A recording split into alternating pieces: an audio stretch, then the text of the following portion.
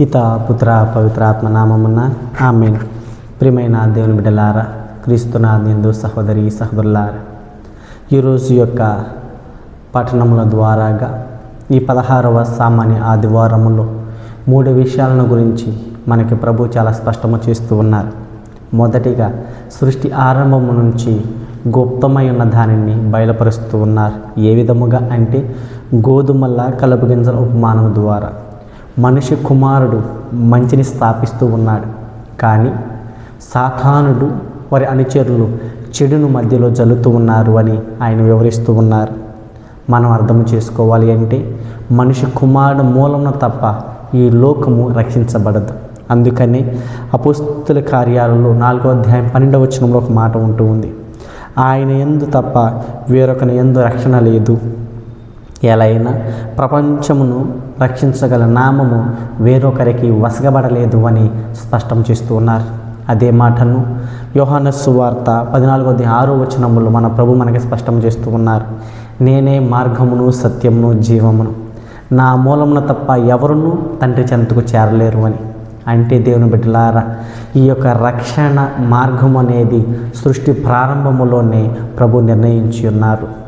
క్రీస్తు ద్వారాగా లోకం మానవాళి రక్షించబడాలి అని ఆయన ఆదిలోనే దానిని ఏర్పరిచి ఉన్నాడు. ఎందుకంటే మనిషి పొరపాటు చేస్తాడు అని, మనిషి తప్పు చేస్తాడు అని ఆయన ముందుగానే గ్రహించుకుని ఉన్నారు దేవుని బిడ్డలారా.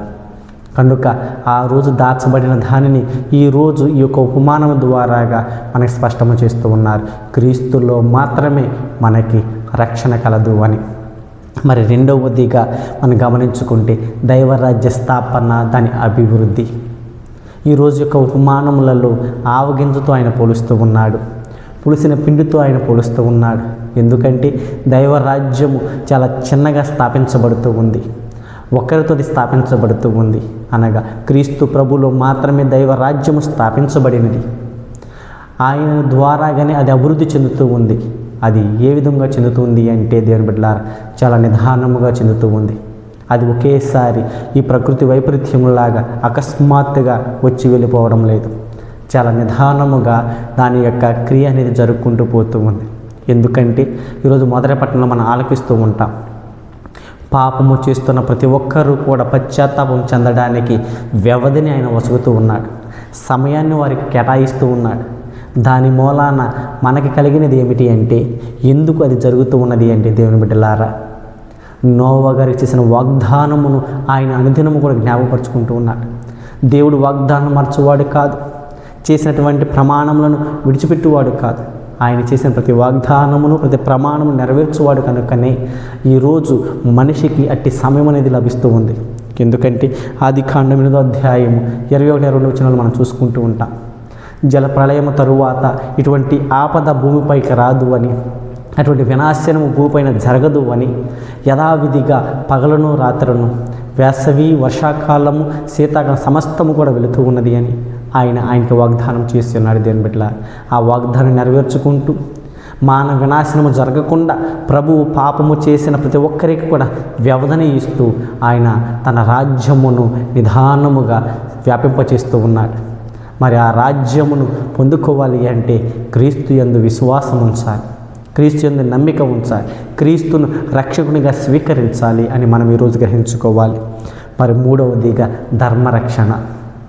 ఎందుకు అంటే మనం గమనించుకుంటూ ఉంటాము దేవుని బిడ్డలారా, ఈరోజు ఇక 2వ పట్టణంలో బలహీనులైన వారికి ఆ దేవాతి దేవుడు తన పరిశుద్ధాత్మను సహాయము పంపిస్తూ ఉన్నాడు.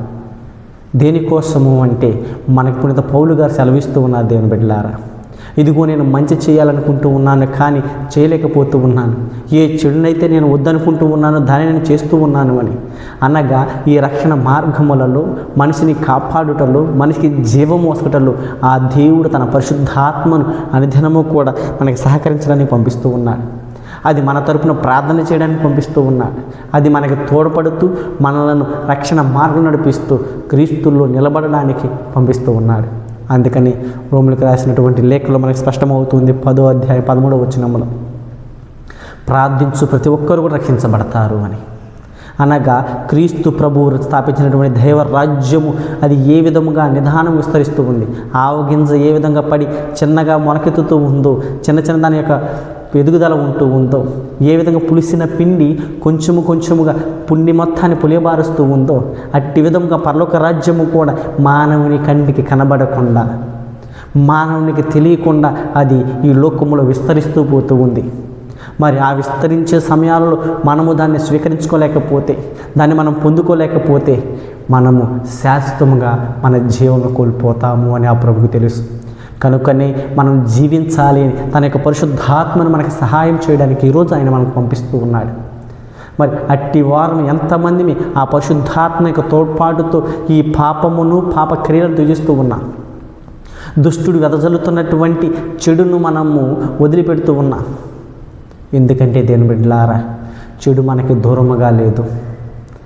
చెడును మంచిను మనలో ఉన్నవి, మన చుట్టూ ఉన్నవి, మనందరిలోనూ ఉంటూ ఉన్నాయి.